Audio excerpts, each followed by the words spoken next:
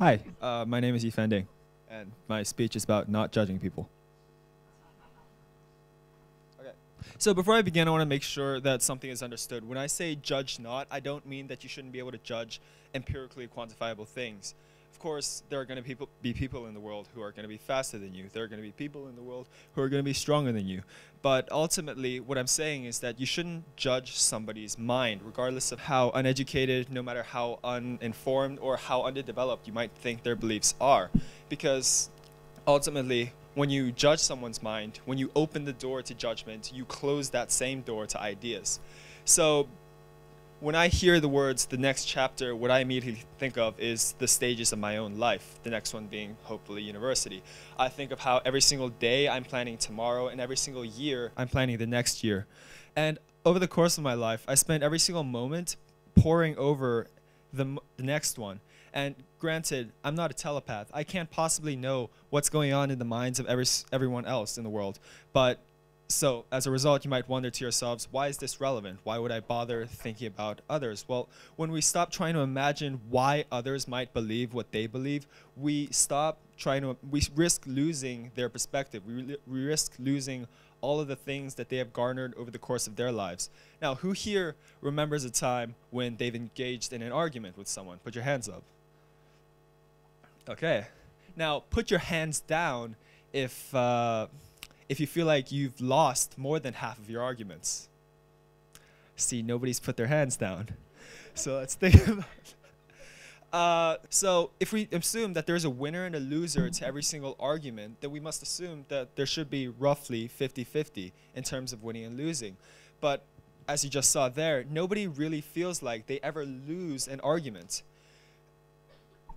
So does anybody see what's inherently wrong with that? It's that when we judge other people, we end up judging their opinions as wrong without really considering what they have to say.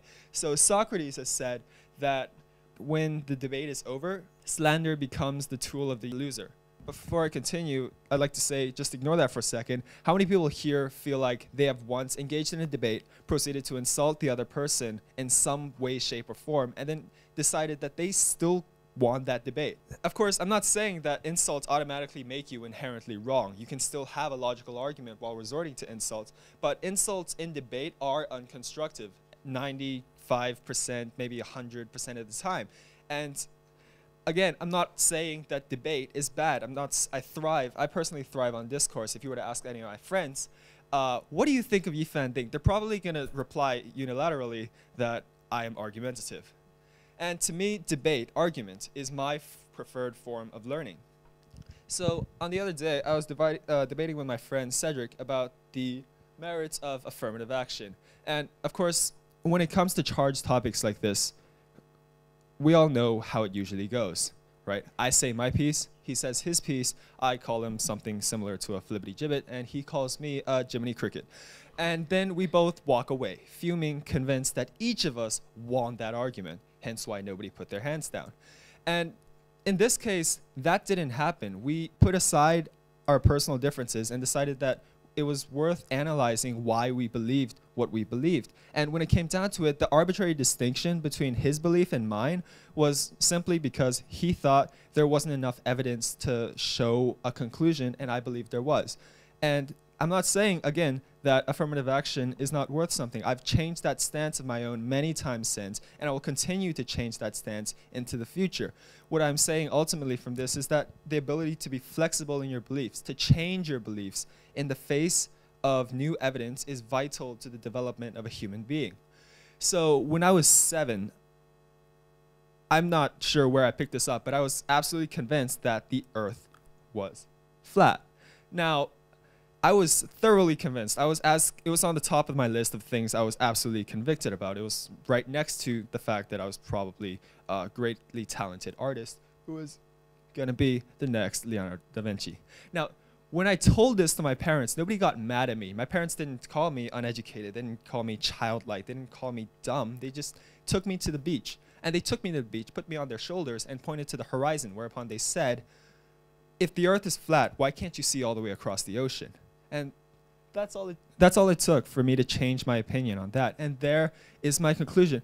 After a lifetime of debate, I feel like to wholeheartedly believe in absolutely anything, to have faith in a certain belief, even in the face of new information that might prove you wrong otherwise, prevents you from developing as a human being.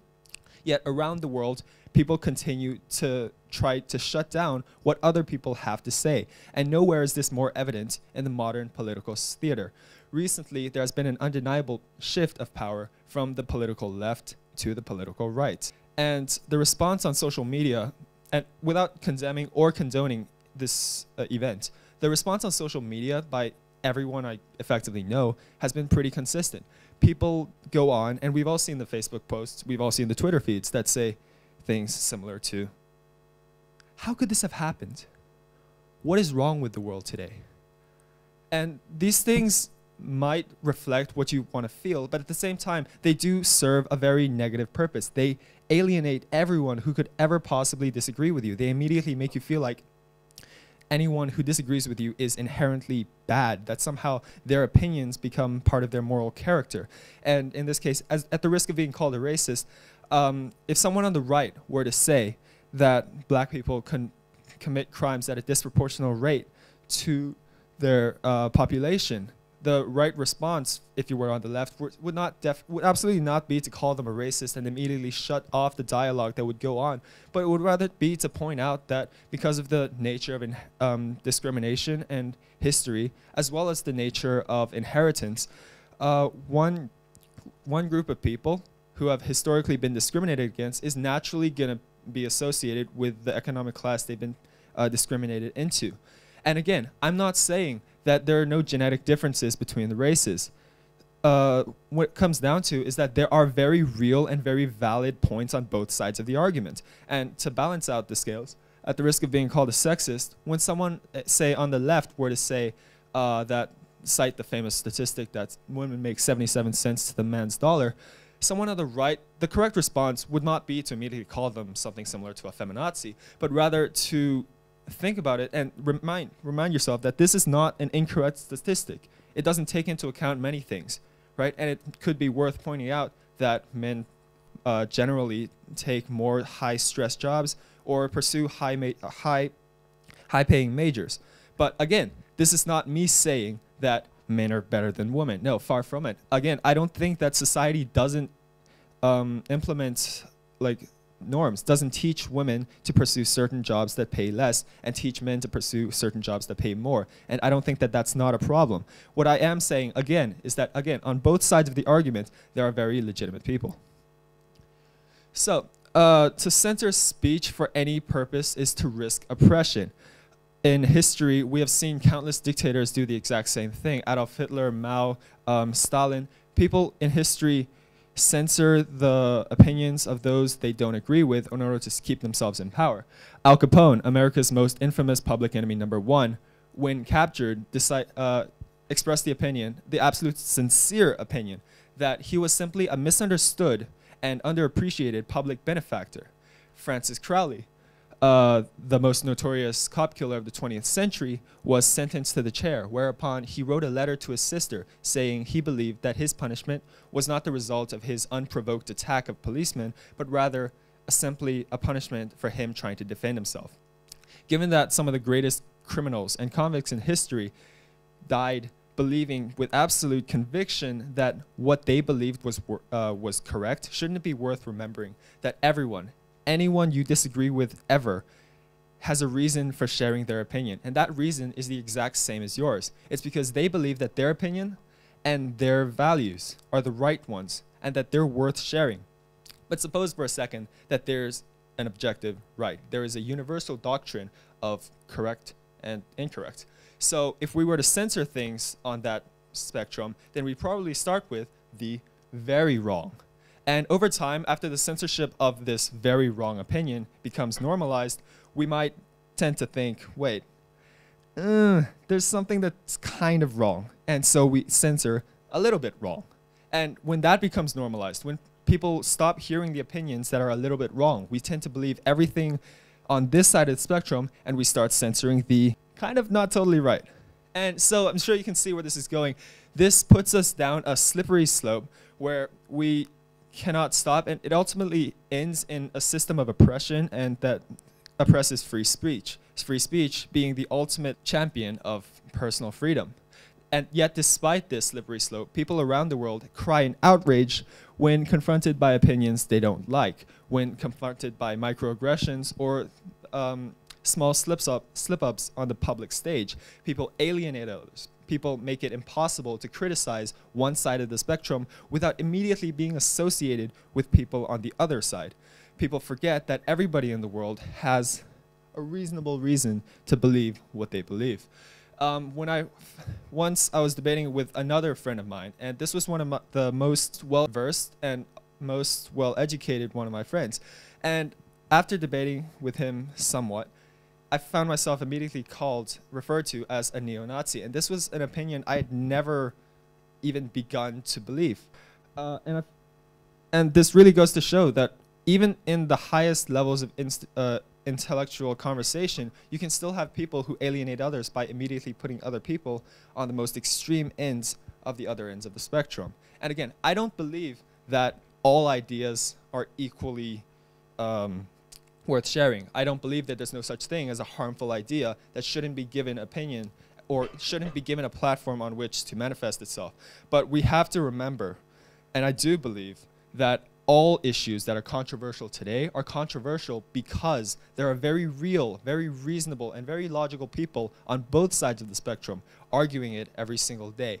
And even if you can't bring yourself to empathize, to compromise, or to agree with the people on those sides of the spectrum, you can still bring yourself to realize that, like the 7-year-old kid who thought the earth was flat, when we commit, these people have never had the opportunity to believe in anything other than exactly what they believe today because of the evidence that they have been presented with. So when we commit to the notion that there is a black and there is a white, when we commit to the notion that there is an us and a them, when we commit to the notion that there are winners and there are losers, we risk creating a dichotomy in which there is no exchange without conflict. And we forget that in between these two stances, there's an entire spectrum of gray. And we forget that in the world there are nuanced stances. There are gay conservatives. There are liberal businessmen. And we forget that, and if we took a statistical stance on this, the probability that any of us are either totally black or totally white is this number you see on the board here. Now, has anyone noticed what the most commonly uttered words I've said tonight are? It is, now I don't think. Because when people think that I believe something, they associate it with part of my identity. It becomes part of who I am. And if I were to change that opinion, suddenly that becomes an act of hypocrisy. When I don't think allows me to establish that that's not who I am, but rather simply something I believe today. And as the French moralist Joseph Joubert said, it is better to debate a question without settling than it is to settle a question without debating it. So as long as the opinion that you might be referring to today could become the opinion that you might believe in tomorrow, regarding that opinion, just not.